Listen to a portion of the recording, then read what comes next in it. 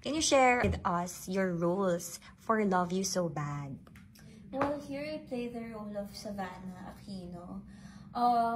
Savannah is, I mean, sa nakikita niyo naman sa promo, she's Savannah, she does whatever, anything she wants, lahat ng kaya niyang gawin, gagawin niya.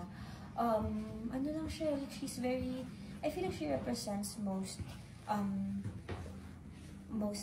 girls my age, women my age, in Gen Z. And it's such an honor for me na magampanan yung ganong klaseng role because nagagampanan ko yung karamihan sa mga kababaihan ngayon, or parang feeling ko iba kasi siya sa classic na star cinema leading lady, yung prim and proper, yung parang medyo parang prinsesa, ganyan. Siyempre yun yung dream ko as Savannah, pero hindi siya ganun. She's very unapologetic.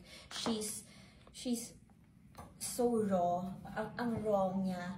So, I feel like laking bagay nun para sa akin na magampanan yun because, again, she's different from all the leading ladies na nakita ng lahat before. Ayan, si Dustin.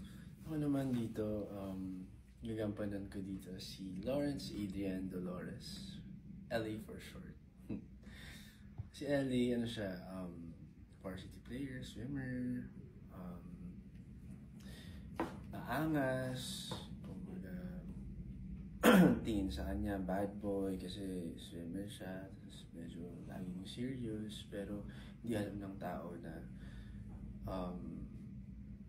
napaka-selfless na tao ni Ellie, kasi makikita niyo yun sa movie, at masasabi ko lang, grabe siya magmahal.